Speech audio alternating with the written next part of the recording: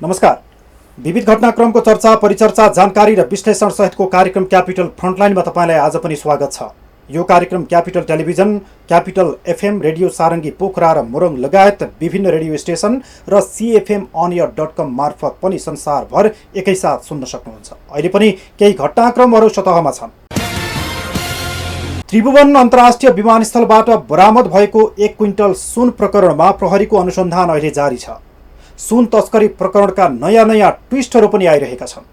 पक्राउ परेकाहरूको बयान जारी छ भने थप अनुसन्धान र खोजी भइरहेको पनि प्रहरीले जनाएको छ। क्विन्टल सुन बरामद भएको उक्त तस्करी प्रकरणमा मात्र अनुसन्धान भइरहेको छैन, अन्य ठाउँमा पनि सुन लुकाइएको छ कि भन्ने कुरालाई आधार बनाएर प्रहरीले अनुसन्धान गरिरहेको छ। यस क्रममा राजस्व अनुसन्धान विभागले काठमाडौँको 16 खुट्टे स्थित एक गोदाममा छापा मारेको छ, जहाँ स्कुटरका ब्रेक सू र सुन नाप्ने मेसिन समेत बरामद भएको छ। 1 क्विन्टल भनिएको सुन पनि ब्रेक सूमै तस्करी गरिरहेको अवस्थामा फेला परेको थियो। सुन तस्करी प्रकरणले उता संसद पनि तातिरहेको छ भने प्रतिपक्षी दलले अनुसन्धानका लागि दबाब दिँदै गृहमन्त्री लगायतको राजीनामा समेत माग गरिसकेका छन्। छानबिन समिति बनाएर गृहमन्त्री लगायतलाई नै अनुसन्धान र छानबिनको दायरामा ल्याउनु पर्ने उनीहरूको माग छ। सुन तस्करी प्रकरणलाई लिएर दलहरूले सदनमा सरकारको आलोचना गरेका छन्। सुन तस्करी प्रकरणमा राजस्व अनुसन्धान विभागले काठमाडौँको 16 खुट्टे स्थित एक गोदाममा छापा मारिसकेपछि यो प्रकरणको नयाँ ट्विस्ट आउन सक्ने आधार देखिएको छ। प्रसङ्ग यहाँबाट सुरु गरौँ। सुन तस्करी प्रकरणमा राजस्व अनुसन्धान विभागले काठमाडौँको 16 खुट्टे स्थित एक गोदाममा छापा मारेपछि सुन तस्करी प्रकरणमा नयाँ ट्विस्ट आएको छ। बुधबार विभागबाट खोटिएको टोलीले 16 खुट्टीको एक घरमा छापा मार्दा ब्रेक सू, डिस्क ब्रेकका सामान तथा सुन नाप्ने मेसिन र हिटर पनि बरामद गरेको थियो। विभागले त्यहाँ बरामद गरेका सामानहरू त्रिभुवन विमानस्थलमा बरामद गरेको पोका जस्तै रहेको बताइएको छ। तर ती पोकाहरूमा सुन छ छैन त्यसबारे भने अनुसन्धान पश्चात खुलाइने बताइएको छ। बताइए अनुसार पोकाहरू स्कुटरकै ब्रेक सू हुन्, जस माध्यमबाट नै तस्करले 1 क्विन्टल बराबर सुन तस्करी गरेको खुलेको थियो। स्रोतका अनुसार छापा मार्दा बरामद भएका ब्रेक सू पनि खोक्रो रहेकोले सुन राखिएको तर तस्करले झिकिसकेको आशंका गरिएको छ। सुन नाप्ने मेसिन, हिटर पनि बरामद गरेको छ। बुधबार नै सशस्त्र प्रहरीको सहयोगमा सुन तस्करी प्रकरणमा सुरेन्द्र तामाङलाई पक्राउ गरिएको छ। उनी काठमाडौँबाट पक्राउ परेका हुन्। तामाङमाथि सुन कारोबार गर्नेहरूलाई गोदामको व्यवस्थापन गरिदिएको आरोप छ। सुन प्रकरणमा भारतीय नागरिक र चिनिया नागरिक सहित अहिलेसम्म 17 जना पक्राउ परेका छन्। उनीहरू विरुद्ध विभागले उच्च अदालत पाटनबाट म्याद लिएर अनुसन्धान अघि बढाएको छ। सुन तस्करी प्रकरणलाई लिएर संसद बैठक पनि प्रभावित भएको छ। सांसदहरूले सदनमा सरकारको आलोचना गरिरहेका छन्। राष्ट्रिय सभामा त सांसदले गृहमन्त्रीको राजीनामा समेत माग गरे। प्रमुख प्रतिपक्षी दल नेकपा एमाले गृहमन्त्री नारायण काजी श्रेष्ठको राजीनामा माग गर्दै उनीमाथि अनुसन्धान गर्न माग गर्यो। बिहीबारको बैठकको आकस्मिक समयमा बोल्दै राष्ट्रिय सभामा एमाले संसदीय दलका नेता देवेन्द्र दाहालले त्रिभुवन विमानस्थलबाट भएको झण्डै 1 क्विन्टल सुन तस्करी प्रकरणमा गृहमन्त्री श्रेष्ठको समेत संलग्नता रहेको आरोप लगाउँदै अनुसन्धानका लागि उच्चस्तरीय छानबिन समिति बनाउन माग गरे। अब त विषय त गृहमन्त्री, अर्थमन्त्री लगायत विमानस्थलको सुरक्षासँग सम्बन्धित सम्पूर्ण सुरक्षा संयन्त्र र भन्सारमा कार्यरत सम्पूर्ण संयन्त्र अनुसन्धानको घेरामा आएको छ भन्ने मलाई लाग्छ। यो त नैतिकताको विषय मात्रै होइन सम्माननीय अध्यक्ष महोदय।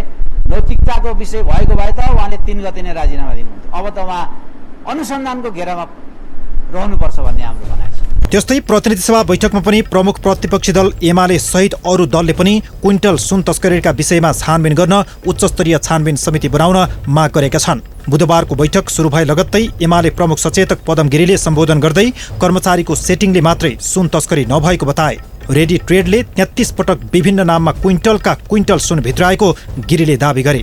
चुडामणि शर्मा जो तस्करको नाइके थिए, ती नाइके लगायतका दर्जनौं मान्छेहरूलाई त्यति बेलाको सरकारले खोज्ने काम गर्यो र उनीहरूलाई पक्ड़ने काम गर्यो र उनीहरूलाई मुद्दा चलाएर आज कारागारमा चिसो श्रेणीमा उनीहरू बसिरहेका छन्। सभामुख महोदय, हामीलाई लागेको थियो अब नेपालमा तस्करहरूको जालो तोडियो, हामीले एउटा ठुलो उपलब्धि हासिल गर्यौँ भनेर हामीले गर्व गरिरहेका थियौँ सभामुख महोदय। तर दुर्भाग्य अहिले पछिल्लो 1 वर्ष यताको अवस्था हेर्ने हो भनेदेखि विमानस्थलभित्रको सुरक्षा व्यवस्था अत्यन्तै कमजोर तुल्याइएको छ, निष्प्रभावी बनाइएको छ, निष्क्रिय तुल्याइएको छ र सुनका क्विन्टल सुनहरू देशभित्र छिराउने काम सुरुवात भएको छ। सभामुख महोदय, सुन तस्करीको छानबिनका नाममा गृहमन्त्रीले स्टन्ट मात्र गरेको भन्दै उच्च स्तरीय छानबिन समिति बनाउन एमाले माग गरेको हो।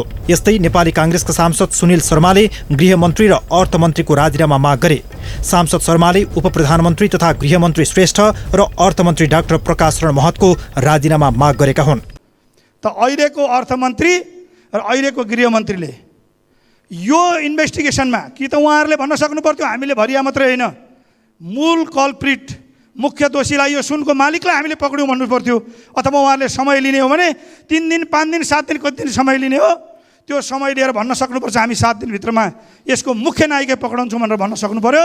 होइन भने सभामुख महोदय, उहाँहरूले यो अनुसन्धानको प्रक्रियालाई सहज बनाउनको निम्ति अहिलेलाई कमसेकम मुख्य यो सुनको मालिक पत्ता नलागुन्जेलसम्मको निम्ति राजीनामा गरेर प्रजातान्त्रिक सिस्टमको यो अभ्यासलाई उहाँहरूले कदर गर्नुपर्छ। त्यस्तै राष्ट्रिय स्वतन्त्र पार्टीका सभापति रवि लामिछानेले सुन तस्करीमा ठूलो सेटिङ भएको बताए। उनले सामान्य कर्मचारी सरुवा गरेर जिम्मेवार निकायका प्रमुखलाई जोगाइएको आरोप लगाए। लामिछानेले ट्याक्सीबाट भरिया पक्राउ गरेर मालिकलाई जोगाइएको आरोप लगाएका छन्।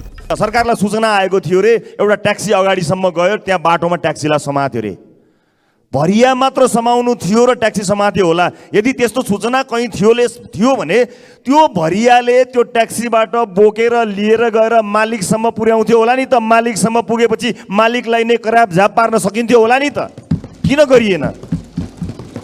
यो एउटा ठुलो सेटिङ हो जुन निरन्तर चल्दै आएको छ। राष्ट्रिय स्वतन्त्र पार्टीका अध्यक्ष राजेन्द्र लिङदेनले पनि यो प्रकरणमा बोलिरहेका छन्। उनले भरिया पक्राउ गरेर सुन तस्करीका नायिकेको संरक्षण गर्न खोजेको आरोप लगाएका छन्।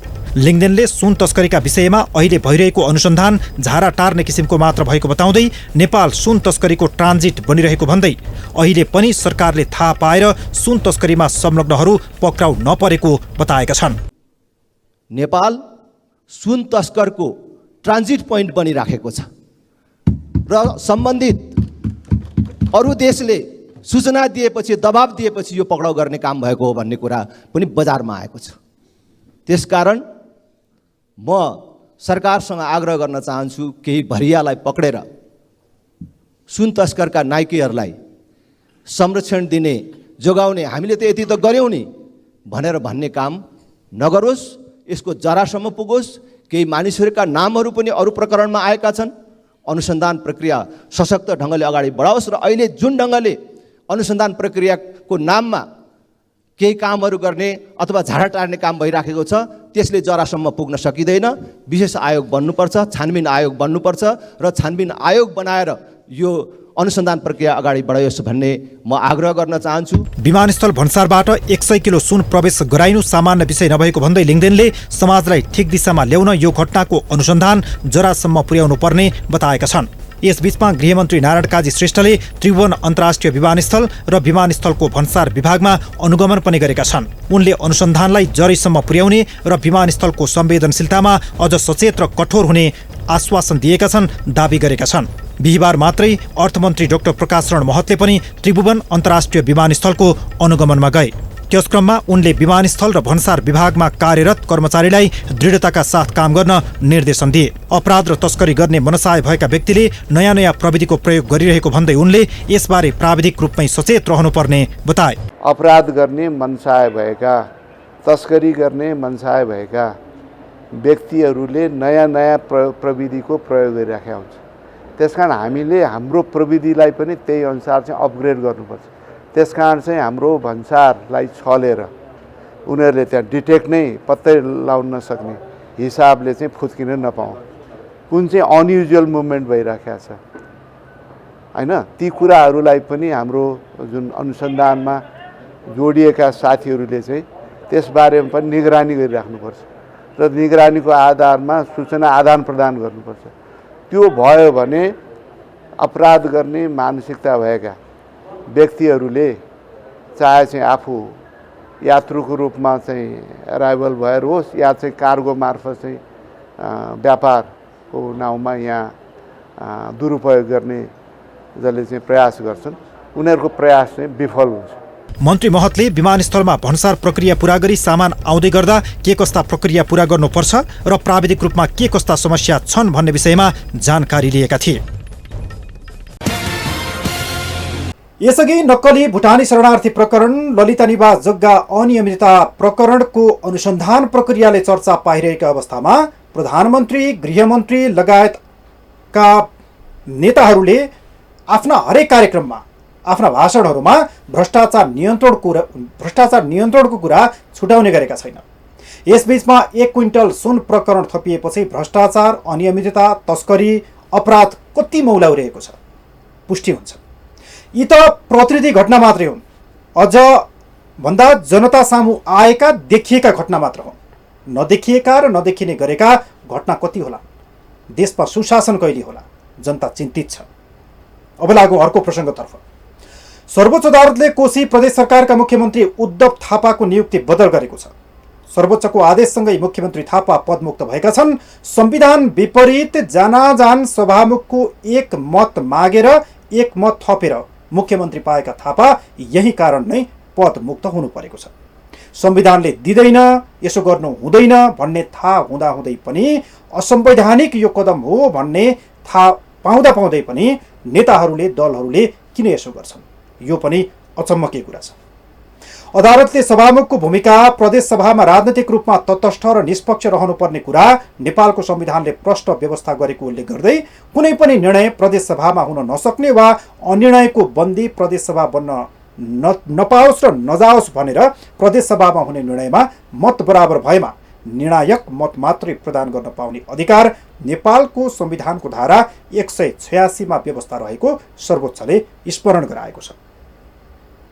कोशी प्रदेशमा मुख्यमन्त्री नियुक्ति प्रक्रिया असंवैधानिक भएको उल्लेख गर्दै गत असार 22 गते निवर्तमान मुख्यमन्त्री हिक्मत कुमार कार्कीले सर्वोच्च अदालतमा रिट निवेदन दायर गरेका थिए। अब कोशी प्रदेश नयाँ सरकार गठनको प्रक्रियामा गएको छ। कसको सरकार गठन गर्ने, के गर्ने, कसलाई अगाडि ल्याउने, कसलाई पछाडि पार्ने भन्ने झगडामै समय ध्वस्त। जनताका काम कहिले कसले गर्ने? अर्को महत्त्वपूर्ण प्रसङ्गमा राष्ट्रिय सभाले अनुचित लेनदेन, मिटरब्याज सम्बन्धी मुलुकी संहिता सम्बन्धी केही नेपाल ऐनलाई संशोधन गर्ने विधेयक 2080 माथि प्रतिनिधि सभाबाट भएको संशोधन सहित पुनः पारित गरेको छ। अर्थात् राष्ट्रिय सभाबाट मिटरब्याजी सम्बन्धी विधेयक पुनः पारित भएको छ। अब राष्ट्रिय सभाका अध्यक्ष गणेश प्रसाद तिमल सिन्हाले प्रमाणित गरेर राष्ट्रपति कहाँ पठाउनेछन्। राष्ट्रपतिले प्रमाणीकरण गरेपछि विधेयकले कानुनको रूप लिनेछ र कार्यान्वयनमा आउनेछ। आवश्यक कानुनको अभावमै मिटरब्याज पीडित थप पीडित बनिरहेका थिए। अब उनीहरूको पक्षमा गति अघि बढ्छ कि भन्ने आशा बढेको छ। यो राम्रो कुरा हो।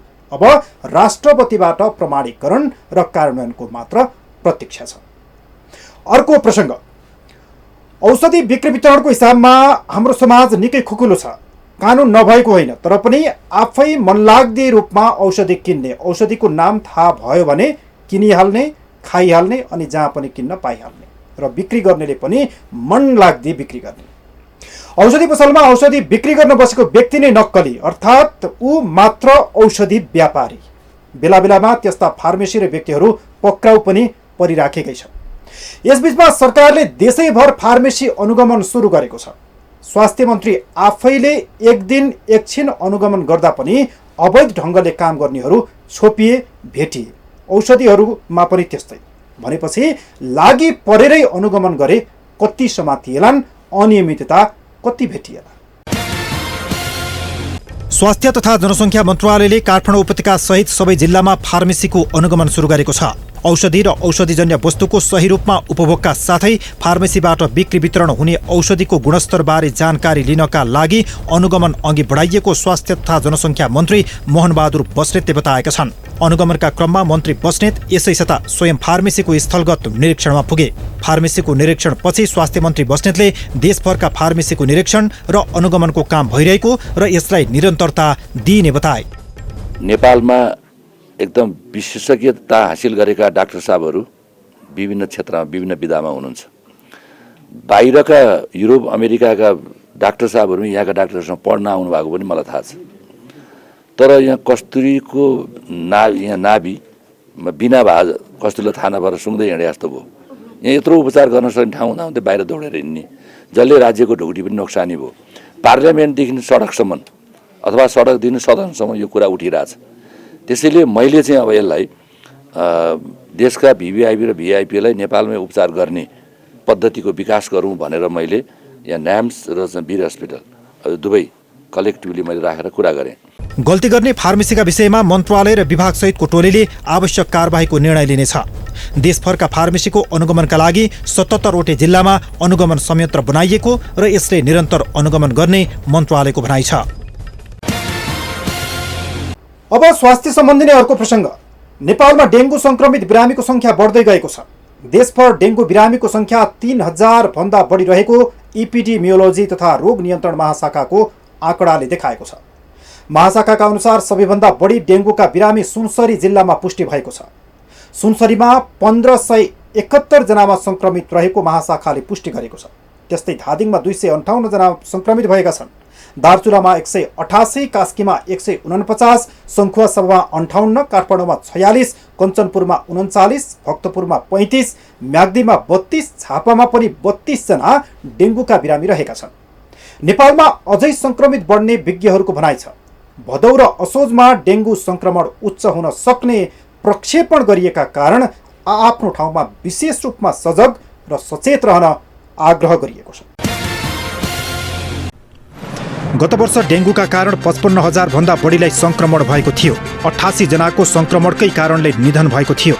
डेङ्गुबाट मृत्यु भएकाहरूमध्ये 50% भन्दा बढी मृत्यु 55 वर्ष वा सोभन्दा बढी उमेर समूहका रहेको पाइएको थियो। अहिले भदौ र असोजमा डेङ्गु उच्च हुने भएकाले सतर्क रहनुपर्ने भएको छ। स्वास्थ्य तथा जनसङ्ख्या मन्त्रालयले डेङ्गु सङ्क्रमण भदौ र असोज महिनामा उच्च हुने प्रक्षेपण गरेको हो।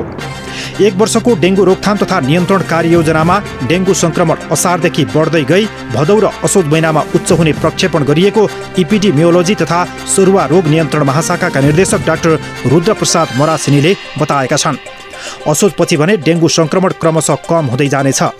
अहिले वर्षायाम सुरु भएसँगै असारको अन्तिम सातादेखि सङ्क्रमण भात्तै बढेको छ। गत वर्ष पनि वैशाखदेखि नै सङ्क्रमण देखिन थालेको र भदौदेखि कार्तिकसम्म उच्च सङ्क्रमण भई देशभरिका 77 जिल्लामा फैलिएको थियो। पानी जम्ने सफा ठाउँमा एडिस इजिप्टी र एडिस एल्बोपिटेक्स प्रजातिको लामखुट्टेले फूल पार्दछ।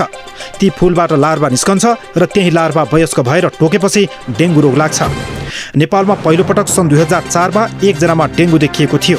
मन्त्रालयले लामखुट्टेबाट बच्नका लागि सधैँ झुल टाँगेर मात्र सुत्न, खेतबारीमा काम गर्दा लामो बाहुला भएको लुगा लगाउन, घरको झ्याल ढोकामा जाली हाल्न अनुरोध गरेको छ। यस्तै सम्भव भएसम्म लामखुट्टे भुकाउने धूप वा मलमको प्रयोग गर्न, घरपालुवा पशुपक्षी व्यवस्थित ढङ्गले पाल्न र घर वरिपरि गमला, टायर वा कुनै पनि खुल्ला भाँडामा पानी जम्न नदिन आग्रह गरेको छ। क्यापिटल फ्रन्टलाइनमा अब लागौँ अर्को महत्त्वपूर्ण प्रसङ्ग, जुन महत्त्वपूर्ण राजनैतिक प्रसङ्ग हो। चिनिया कम्युनिस्ट पार्टी सीपीसीका पोलिट ब्युरो सदस्य युयान च्याचुन नेपालको 3 दिने भ्रमण पूरा गरी यसै साता स्वदेश फर्किएका छन्। चीनका राष्ट्रपति तथा सीपीसीका महासचिव सी जिनपिङका विश्वास पात्र युआन यहाँका राष्ट्रपति, प्रधानमन्त्री, सत्तारूढ दलका नेता, प्रमुख प्रतिपक्षी दलका नेता, सभामुख र अन्य दलका नेताहरूसँग भेटवार्ता गरेर फर्केका हुन्। उनको यो भ्रमणलाई अर्थपूर्ण र महत्त्वपूर्ण रूपमा हेरियो। यो प्रसङ्ग चिनिया कम्युनिस्ट पार्टी सीपीसीका पोलिट ब्युरो सदस्य युआन च्याचुन नेपालको 3 दिने भ्रमण गरी मङ्गलबार स्वदेश फर्किएका छन्। पछिल्लो समयमा नेपालमा अमेरिका र भारतको प्रभाव बढ्न थालेको महसुस गरेका बेला चीनका राष्ट्रपति सी जिनपिङका विश्वास पात्रको नेपाल भ्रमण हुनुलाई विशेष महत्त्वका साथ हेरिएको छ। हुन त प्रधानमन्त्रीको भारत भ्रमण पश्चात अर्को छिमेकी मुलुक चीनको आसन्न भ्रमणको पूर्व सन्ध्यामा चिनिया उच्च अधिकारीको भ्रमणले स्वाभाविक रूपमा कूटनीतिक अर्थ राख्ने गर्दछ। तर पछिल्ला दिनहरूमा चीनले घुमाउरो ढङ्गले नेपालमा भइरहेका राजनीतिक गतिविधि तथा विदेशी राष्ट्रहरूको उपस्थितिलाई गम्भीरतापूर्वक लिएको देखिन्छ। सीपीसीका पोलिट ब्युरो सदस्य युआन श्रीलङ्का भ्रमण गरेर आइतबार काठमाडौँ ओर्लिएका थिए। त्यही दिन राष्ट्रपति रामचन्द्र पौडेल, कार्यवाहक प्रधानमन्त्री पूर्णबहादुर खड्कासँग शिष्टाचार भेट गरे भने साँझ माओवादी केन्द्रका नेतासँग डिनर मिटिङ पनि गरेका थिए। सोमबार सभापति शेरबहादुर देउवासहित नेपाली कङ्ग्रेसका नेताहरूसँग छलफल गरे भने मङ्गलबार बेजिङ उड्नु अघि नेकपा एमालेका अध्यक्ष केपी शर्मा ओलीसँग भेटवार्ता गरेका थिए। काठमाडौँ बसाइका क्रममा नेपाल मजदुर किसान पार्टी सहित झन्डै 1 दर्जन दलका नेताहरूसँग भेटवार्ता गरेका थिए। नेपाल छँदा च्याचुङले नेपाल आफ्नो एउटा असल छिमेकी मात्र नभएर पुरानो मित्र पनि भएको बताएका थिए। स्वदेश फर्किनु पूर्व उनले नेपालका राजनीतिक नेतृत्व अझ कम्युनिस्ट पार्टीहरूसँग गहिरो संवाद गरेका थिए। खासगरी नेपालका कम्युनिस्ट पार्टीहरू एक ढिक्का भएर अगाडि बढ्नुपर्नेमा चीनको सकारात्मक बुझाइ रहेको छ। 2075 सालमा नेपालका 2वटा ठूला कम्युनिस्ट पार्टीहरू नेकपा एमाले र नेकपा माओवादी केन्द्र मिलेर एउटै पार्टी हुँदा चीनले समेत समर्थन र सद्भाव राखेको थियो। उसले समाजवादको बाटो, कम्युनिस्ट झण्डा र समाजवादतर्फ अघि बढ्ने दिशा नछोडेकै कारण आफूहरू सफल भएको बताउँदै आएको छ भने अप्रत्यक्ष रूपमा एमाले र माओवादी मिलोस् भन्ने चाहना चीनको अहिले पनि रहेको छ। यो सन्देश च्याचुङले नेपालका कम्युनिस्ट पार्टीका नेताहरूलाई भेट्ने क्रममा पनि अभिव्यक्त गरेका थिए। पछिल्लो समयमा गठबन्धनको नेतृत्व गरिरहेको माओवादी केन्द्रका अध्यक्ष पुष्पकमल दाहाल प्रचण्डले पनि भारत र अमेरिकालाई महत्त्व दिएका कारण कूटनीतिक रूपमा चीन सशंकित भन्ने देखिन्छ। गएको जेठ तेस्रो साता भएको प्रधानमन्त्री प्रचण्डको भारत भ्रमणका क्रममा 10 वर्षमा 10,000 मेगावाट विद्युत खरिद गर्ने र बङ्गलादेशसम्म लैजाने समझदारी हुनु, चिनिया लगानीमा बनेका आयोजनाको विद्युत खरिद नगर्ने अडानमा भारत रहनु, भारतले अन्तर्देशीय विद्युत व्यापार सम्बन्धी कार्यविधि ल्याएको छ जसमा आफूसँग विद्युत व्यापार सम्झौता नगरेका देश चीन र पाकिस्तानको लगानी भएको परियोजनाको बिजुली नकिन्ने उल्लेख गर्नु जस्ता विषयले पनि चीन नेपाल कूटनीतिमा केही आशंका पैदा गरिदिएको बुझाइ विश्लेषकहरूको छ। त्यस्तै अमेरिकी सहायता नियोग मार्फत एमसीसी परियोजना नेपालमा कार्यान्वयनको चरणमा अगाडि बढेका कारण पनि चीनले नेपाललाई महत्त्वका साथ हेरिरहेको बुझाइ कूटनीतिक वृत्तमा रहेको छ। च्याचुङको नेपाल भ्रमणका बेला सन् 2019 मा भएको चिनिया राष्ट्रपति सी जिनपिङको नेपाल भ्रमणका बेला भएको सहमति तथा सम्झौता कार्यान्वयनमा जोड दिएका थिए। सीको भ्रमणका क्रममा बीआरआई को फ्रेमवर्क अन्तर्गत रेल, सडक, हवाई यातायात, सञ्चार, बन्दरगाह लगायतबाट हिमालय पार बहुआयामिक कनेक्टिभिटी सञ्चालन निर्माण गर्ने समझदारी भएको थियो। चीनको महत्त्वकांक्षी परियोजना belt and road initiative BRI मा नेपालले सन् 2017 मै हस्ताक्षर गरेको थियो। तर सीले नेपाल भ्रमण गरेको 3 वर्ष भइसक्दा पनि परियोजना अघि बढ्न भने सकिरहेको छैन। क्यापिटल समाचार डेस्क, काठमाडौँ। चिनिया कम्युनिस्ट पार्टी सीपीसीका पोलिट ब्युरो सदस्य युयान च्याचुङले यसअघि चिनिया राष्ट्रपति सी जिनपिङ नेपाल आउँदा भएका समझदारीमा अघि बढ्न पनि चासो देखाएका थिए। उनले त्यो समझदारीमा अघि बढ्न गम्भीर हुन नेपाललाई आग्रह गरेका छन्। यही भेटवार्तामा उनले राष्ट्रपति सीले भनेर नै आफूले अहिलेको नेपाल भ्रमण गरेको बताएका छन्। नेपाल र चीनबीच बीआरआई लगायतका सम्झौता भइसकेका छन्, तर पनि अझै ती सम्झौताहरू कार्यान्वयन प्रक्रियामै छन्। अब लागौँ देश बाहिरको एक प्रसङ्ग। अहिले ग्रिसको एक जङ्गलमा भीषण आगलागी भइरहेको छ। आगलागीका कारण हजारौं मानिसहरूलाई सुरक्षित स्थानमा स्थानान्तरण गरिसकिएको छ। बीबीसीका अनुसार देशको अग्निशमन सेवाले यो आगलागीको सामनालाई सबैभन्दा कठिन घटना भनेको छ। ग्रिसमा केही साता यता भयङ्कर गर्मी छ। त्यहाँको तापक्रम 40 डिग्री सेन्टिग्रेड भन्दा बढी छ। त्यही गर्मीको बेला ग्रिस आगलागीको चपेटामा परेको हो। ग्रिसको जङ्गलमा भीषण आगलागी भइरहेको छ। समाचारमा जनाइए अनुसार र दृश्यमा देखिए अनुसार यो निकै भयानक आगो हो। त्यहाँ नजिकै मानव बस्ती पनि छ र त्यहाँको ठूलो क्षेत्रलाई आगोले भयभीत बनाएको छ। त्यहाँ नजिकै ठूला ठूला होटलहरू पनि छन् किनकि त्यो पर्यटकीय क्षेत्र हो। आगोको चपेटामा पर्यटक पनि परेका छन्। अहिलेसम्म हजारौंको संख्यामा मानिसहरूलाई सुरक्षित स्थानमा स्थानान्तरण गरिएको छ। मानिसहरूको स्थानान्तरण जारी रहेकाले यो संख्या अझ बढ्न सक्नेछ। लोकप्रिय पर्यटकीय क्षेत्र रोड्स द्वीपबाट मात्र 19,000 मानिसहरूलाई स्थानान्तरण गरिएपछि अर्को द्वीप कोर्फुबाट पनि मानिसहरूलाई स्थानान्तरण गर्न सुरु गरिएको छ। आइतबार बेलुका ग्रिसको आपतकालीन सेवाले सूचना जारी गर्दै कोर्फु द्वीपका आधा दर्जन बस्ती खाली गराउन निर्देशन दिएको छ। बीबीसीका अनुसार देशको अग्निशमन सेवाले यो आगलागीको सामनालाई सबैभन्दा कठिन घटना भनेको छ। ग्रिसमा केही साता यता भयङ्कर गर्मी छ। त्यहाँको तापक्रम 40 डिग्री सेन्टिग्रेड भन्दा बढी छ। यही गर्मीको बेला ग्रिस आगलागीको चपेटामा परेको हो। गत मङ्गलबारदेखि नै तीव्र हावासँगै जङ्गलको आगो अनियन्त्रित भएर फैलिरहेको छ। त्यहाँको मौसम विभागका अनुसार ग्रिसमा गर्मी अझै बढ्न सक्ने र यो साताको अन्त्यमा तापक्रम 45 डिग्री सेल्सियससम्म जान सक्नेछ। यदि यसो भयो भने ग्रिसमा पछिल्लो 50 वर्षमा सबैभन्दा तातो जुलाई हुनेछ। आगोबाट जोगिन धेरै मानिसहरू आफ्नो थाकथलो छाड्न बाध्य छन्। गत मङ्गलबारदेखि युरोपभर गर्मीको लहर चलिरहेको बेला यस टापुको जङ्गल अहिले जलिरहेको छ। हावाहुरीका कारण यो आगलागी झनै चर्किएको छ। बीबीसीका अनुसार कियोतारी क्षेत्रमा 3 होटल आगोमा जलिसकेका छन्। लेरमा, लाडोस र एक्सिलपियो क्षेत्र आगोबाट प्रभावित भएका छन्। आगो निभाउनका लागि 5वटा हेलिकप्टर र 173 अग्नि नियन्त्रक सहितको टोली खटिरहेको छ। आगलागीले उत्पन्न सङ्कटका कारण त्यहाँको सरकारले सोमबारको सार्वजनिक बिदा समेत स्थगित गरेको बीबीसीले जनाएको छ। पर्यटक बीच लोकप्रिय मानिने ग्रीक द्वीपको पूर्वी क्षेत्रबाट समुद्री तट हुँदै मानिसहरूलाई सुरक्षित स्थानमा लैजानका लागि निजी डुङ्गा चालक र तटरक्षक बल सक्रिय छन्। ग्रीक नौसेनाका जहाज पनि सो क्षेत्रमा परिचालन गर्ने भनिएको छ। भिडियो फुटेजहरूमा आकाशमा धुवाँको मुस्लो उठेको र पर्यटकहरू आफ्नो लगेज सहित लामो लाइन लागेर सो ठाउँ छोडिरहेको पनि दृश्य देखिएको छ। अन्तर्राष्ट्रिय सञ्चार माध्यमले त्यस्ता दृश्यहरू पनि देखाइरहेका छन्। ग्रिसको रोड्स टापुमा लागेको डढेलोका कारण पर्यटक सहित हजारौं मानिसलाई सुरक्षित स्थानमा सारिएको छ। आगो कहिले नियन्त्रण हुने हो अझै टुङ्गो छैन, तर प्रयास त्यहाँ जारी छ। देशभित्र र बाहिरका विविध विषयसहित विभिन्न घटनाक्रमको चर्चा, परिचर्चा, जानकारी र विश्लेषण सहितको कार्यक्रम क्यापिटल फ्रन्टलाइन आजका लागि सकिएको छ। अहिलेलाई बिदा दिनुहोस्। नमस्कार।